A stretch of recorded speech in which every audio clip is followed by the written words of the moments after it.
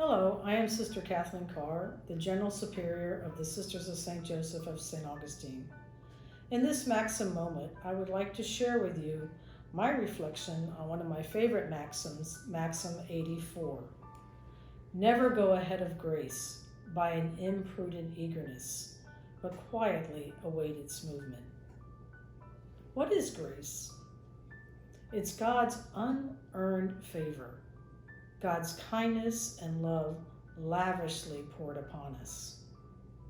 My mom gave me a holy card once that speaks to me well of what grace is, and it simply said, "The grace of God is getting what we don't deserve.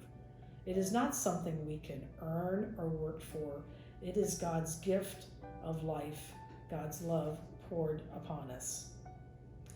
In the first chapter of the Gospel of John, we read that from his fullness, we have all received grace following upon grace. That grace will never end. That grace is always there when we need it. God knows our needs and gives us the grace that is needed at that time. But too often we worry and fret about things that are to come and how quick we are to forget that God is going to give us the grace we need. When I was a young sister, I lived with another sister that had great fear of any dental procedures. Well, this particular week, she was facing the dentist chair. And we all knew it. It was consuming her. She was worrying about it, talking about it. Finally, one evening, I heard one of the sisters say to her, "Stop worrying. You are not in the dentist chair yet.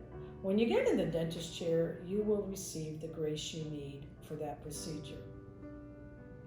Interestingly enough, that story has stayed with me a lot in my own times of worrying and fretting about things. And I'd catch myself and step back.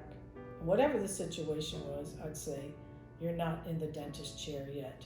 You will get the grace to do what you need to do or to whatever decisions need to be made."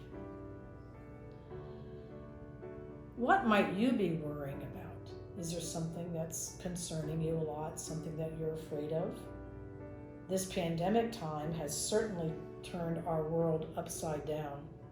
We do not see even an end in sight. But God knows what's happening with each and every one of us. We don't know what the future holds, but thank God we know who holds the future. And if we're over-eager to go ahead of all that needs to be done and to take the precautions and to say, "Forget it," well, there's potential to spread the virus and a lot worse. Wait for God. Wait for God's grace to give you what you need. God's grace is amazing. And grace, my fears He relieved. How precious did that grace appear the hour I first believed. And it was grace that brought us safe thus far, and grace will bring us home to heaven. That is where we're all bound. Home, where all the way we will have the grace for each and every day and every moment.